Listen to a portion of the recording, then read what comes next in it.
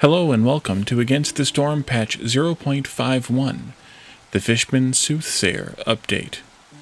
As you can see from the message on the screen, there is a new event, a new glade event, called the Prophetic Fishman Soothsayer, and a whole bunch of other changes, including trading, rainwater, and mining, and more, which we'll talk about.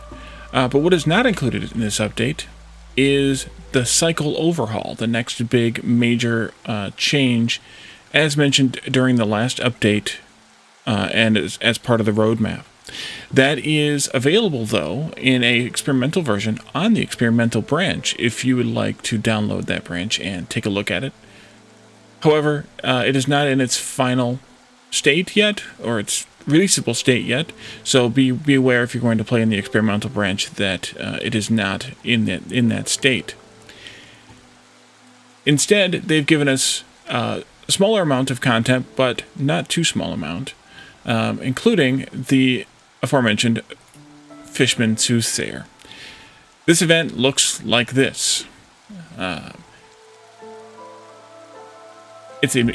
a mysterious wandering fortune teller that can be found only in Forbidden Glades, and offers a very unique reward for those brave enough to challenge, the Airbender perk, which increases the hostility threshold for all negative forest mysteries.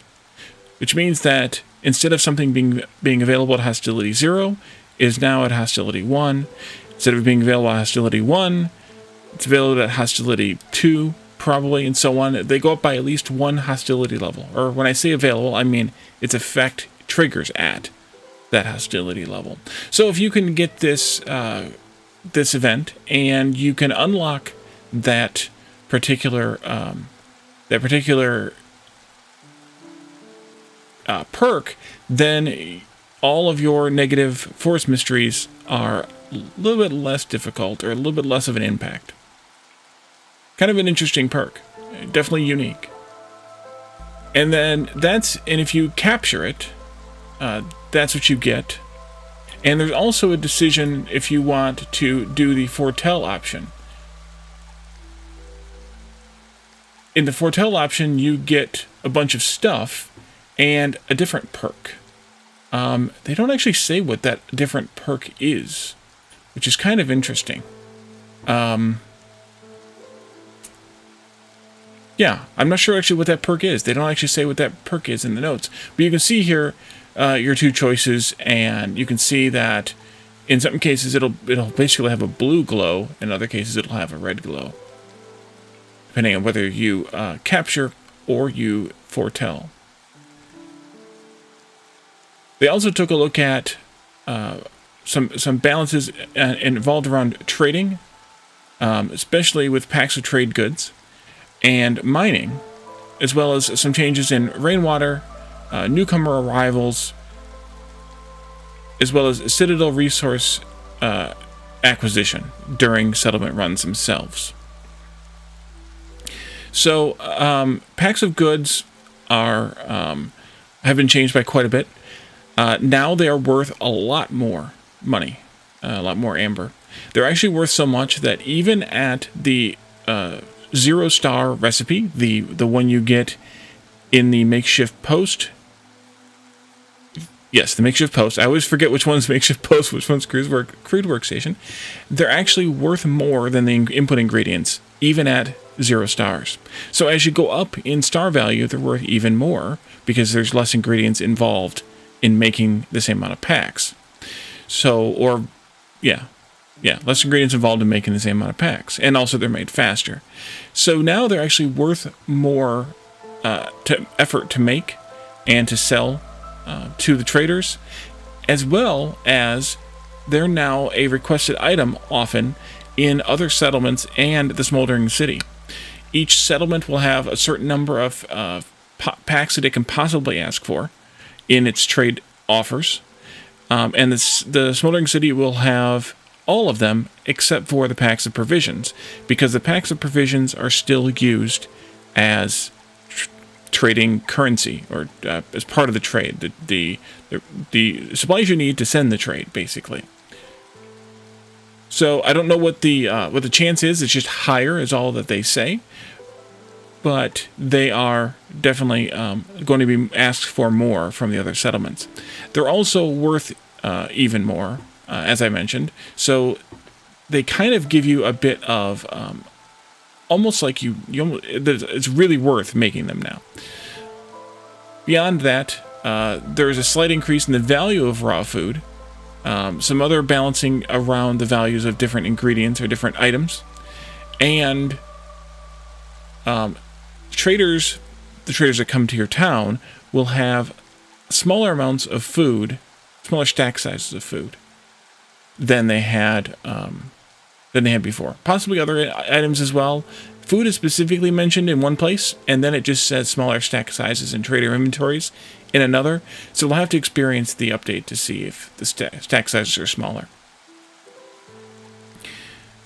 The other huge change in this update is revolved around mining. In the past, with the original iteration of mining, the nodes were unlimited. And so having the nodes be a little bit spread out, so you had to kind of make it a little bit of a puzzle to see how many mines you needed to get as many of the resources as possible from a patch, and then moving, positioning them just right and things like that. Now that they're not unlimited anymore, they aren't. The puzzle is annoying, and they acknowledge that. And so now, whenever you find ore in a patch or in a glade, it will always be within a 3x3 patch. Doesn't mean that the patch will be full, but they will always be within a 3x3 patch, so that you can use at most one mine per glade to harvest all mineable resources within that glade, which I am very appreciative of. This update is a list of things that I didn't know that I wanted.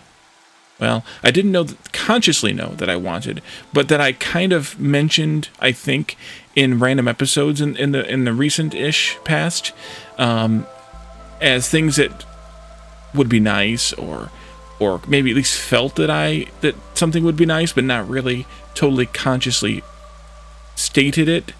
And definitely I didn't, to be fair to Eremite Games, I didn't provide the feedback to them that this feature would be nice or this change would be nice. So, unless of course they picked up on my vibes if they were watching my videos. So they've made that change, which is huge, and makes mining a lot less frustrating, and I really appreciate that change. Finally, the final major update in this is that now when you start a new settlement, the embarkation caravan will have the materials grouped into two groups. One on the left there, which looks like a crate, is the goods that always come with a caravan. Presumably also it's the base amount. So if a caravan has bonus amounts to, say, planks, then the extra planks will be in the right side. I don't see that here in this particular. Actually, I do kind of with the parts, because there's parts there, and you always take parts, but there's 7 parts on the right side and the bottom one. So in the crate is the items you get standard with all caravans, no matter which one you pick. You can mouse over that to see the listing of the items, but they're grouped into that crate. That's your standard shipment crate. Now, of course, the items in that crate grow over time as you unlock various upgrades, but the crate is still standardized.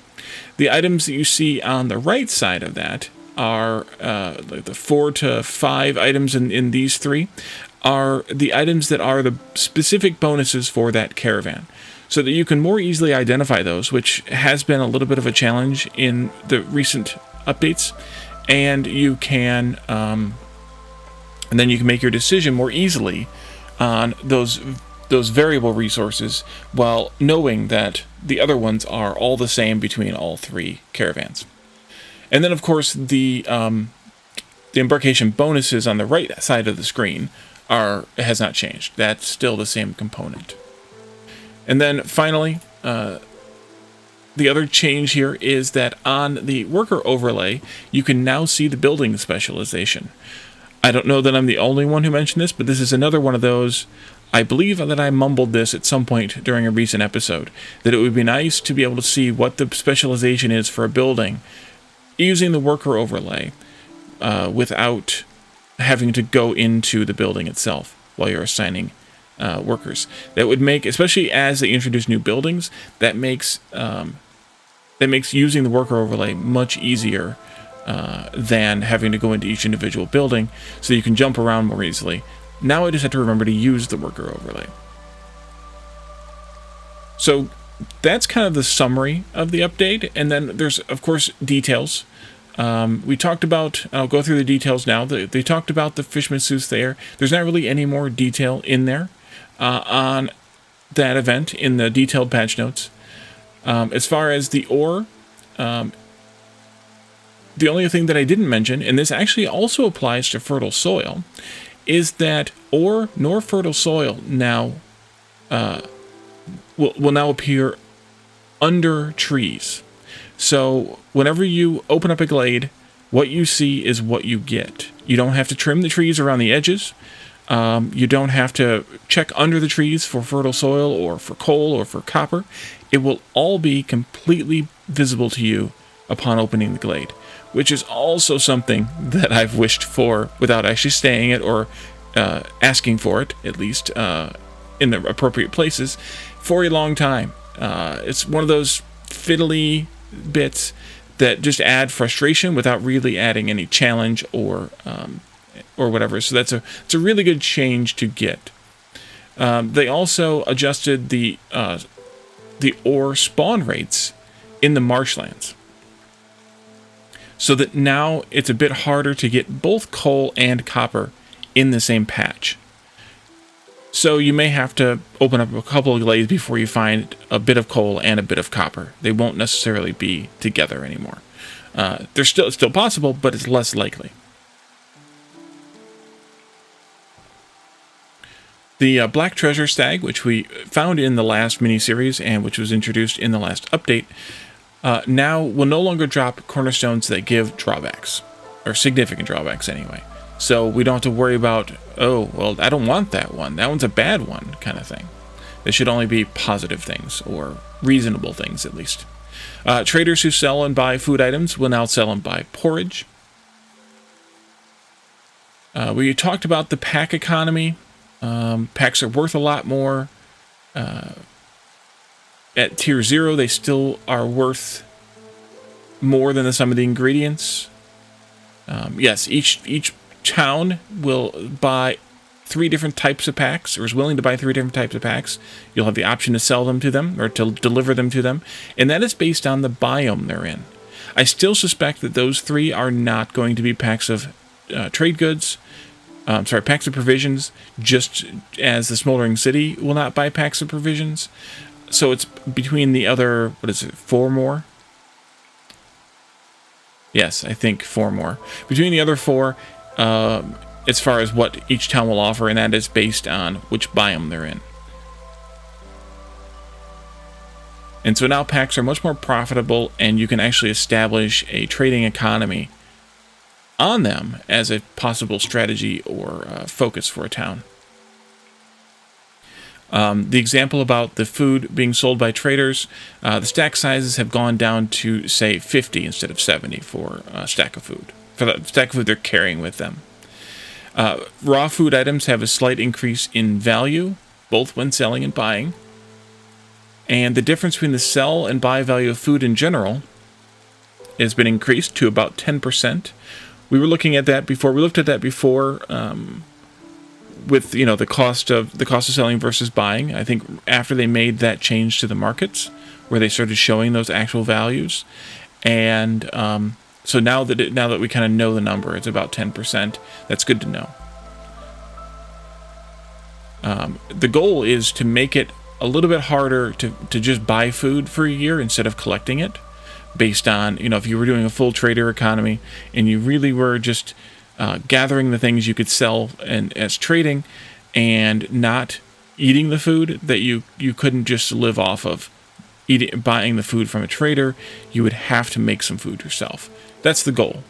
We'll see how well it plays out. It's not really my style of play, so I probably won't do that type of play, but I like the idea.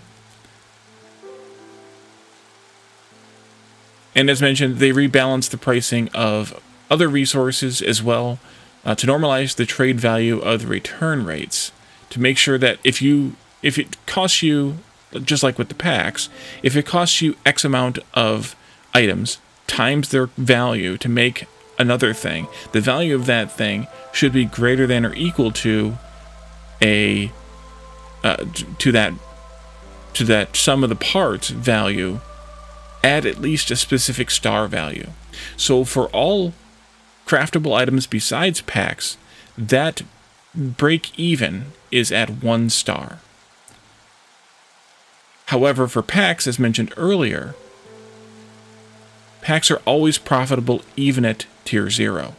So keep that in mind now that everything is a little bit more valuable, kind of moving up the complexity chain or the crafting chain. They will always be a little bit more valuable than their component parts. As long as you're at, well, they'll always be at least as valuable as their component parts as long as you're at least 1 star. So that's good to know, and keep that in mind as well. I will try, of course. The burning rates of resources in the hearth has been shortened for all 4 items. Wood now burns for 10 seconds instead of 15, oil for 20 instead of 30, and coal and sea marrow both are at 40 instead of 60. And firekeepers can carry 10 items instead of 5. This was done to increase the upkeep cost of hearths. They felt that it was a little bit too easy for players to have multiple hearths in the town, and thereby reducing hostility and increasing increasing the resolve at tier 1, the global resolve, a little bit harder to accomplish, which is fair. I'm not sure that it's a little bit too penalizing, but we'll see as it plays out, and they'll make changes. They always do if it doesn't pan out the way they thought. Rainwater also has a slightly longer production time in both grain collectors and geyser pumps, just a few more seconds per craft, 5 more seconds per craft, but remember that geyser pumps are a little bit faster than rain collectors. And the number of newcomers that will come in a year has been slightly reduced, no more than by 1 on average, I believe. The example was given at year 3. It used to be 3 to 6 villagers, and now it's 3 to 5. I don't know if the bottom number will be moving down as well as the top number, or if it's just kind of a narrower range that's shorter, that's smaller. We'll have to see. Smaller on average. We'll have to see as we play, I guess. You can no longer earn citadel resources from any activity within the settlement.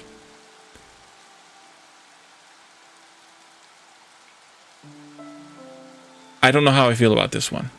It seems so difficult to get enough food stockpiles to unlock upgrades at a reasonable at what I find is a reasonable rate already.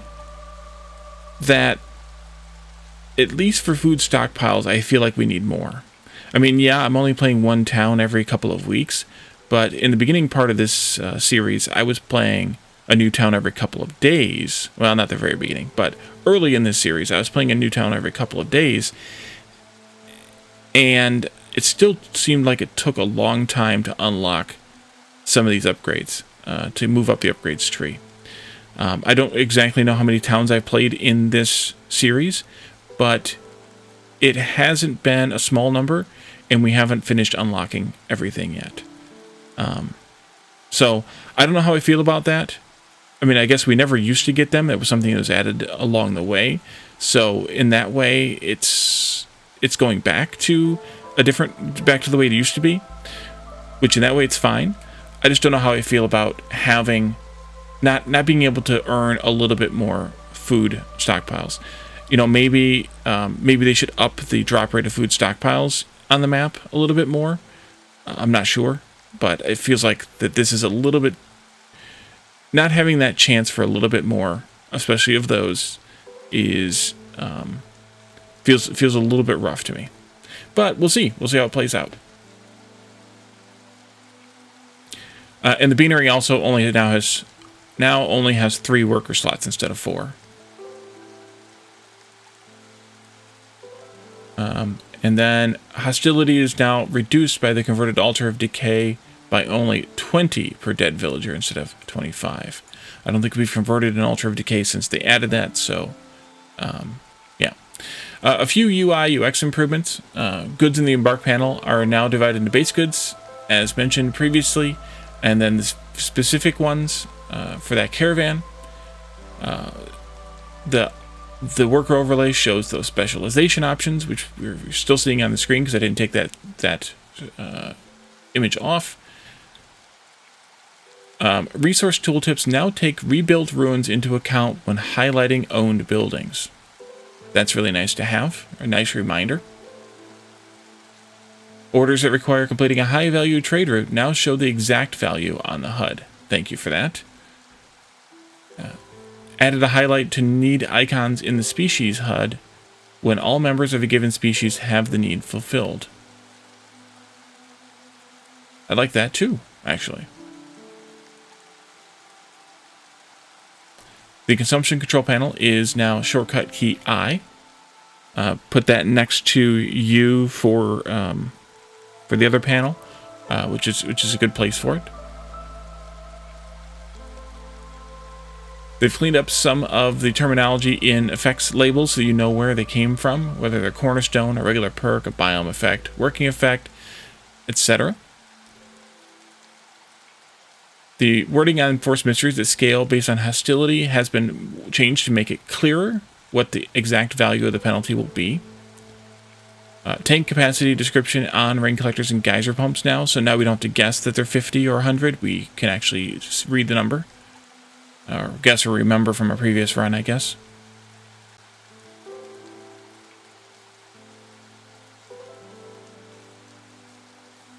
And I think that was it.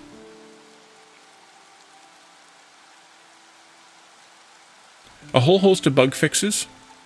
Oh, some other changes too. The mine has had a little bit of an upgrade to its appearance. And so now it's got some props around it and an animated drill in it, which is really nice to have. And then they've changed a few other on-screen things like animations of scouts and working on the blood flowers, and icons for converted harmony spirit altar effect and heavy fog effect, so they aren't duplicates of other events. And for that, that ends the review of the patch notes and my commentary. If you have any questions or comments of your own, please reach out to me either in the comment section of this or really any video or post on YouTube, as well as consider coming to my Discord. We have an Against the Storm channel. Share screenshots, share ideas, share plans, or just come and talk about the game or any other game or anything else, really. We talk about a lot of stuff other than games in Discord. So stop by for that if you're interested. You can find the description in the link below. Thank you all for watching, and I will see you all in-game tomorrow at the usual time. Thanks. Bye for now.